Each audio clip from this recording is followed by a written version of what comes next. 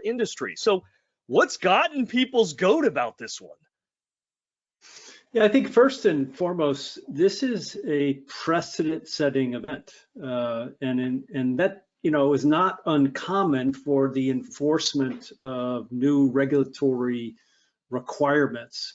Because the way our legal regulatory process works is legislation typically initiates the need for change in regulatory governance.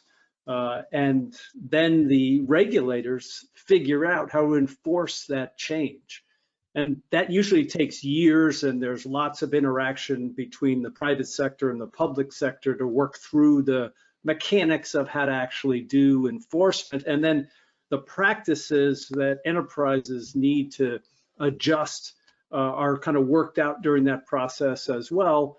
And there's somewhat of a collaborative effort between the regulator and the private industry to kind of work out the kinks, so to speak. But when there's an enforcement action taken like this, it sets a precedent for how the agency, in this case the SEC, will do enforcement.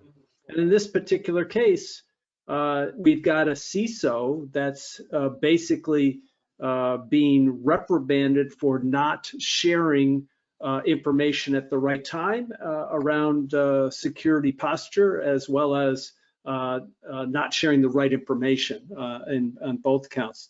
And the enforcement action against an individual as a CISO, it sets a precedent. And that precedent has ramifications, and that's what's creating a backlash of practitioners saying, wait a minute here. This enforcement action appears to be a bit draconian, enforcing on an individual and not necessarily warranted.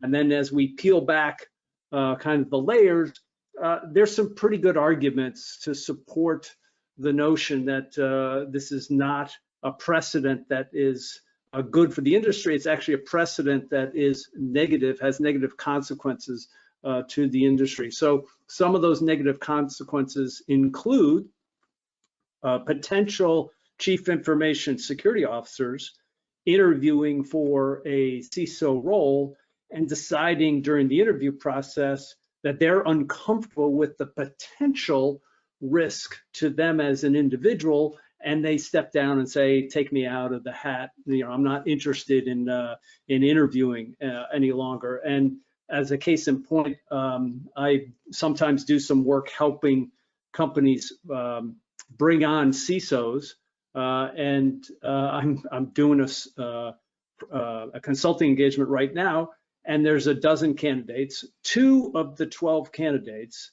have chosen not to pursue the role simply because they're concerned about their own personal liability. And this case, the SEC's case against Tim Brown and SolarWinds, is used as the catalyst for triggering that response or action.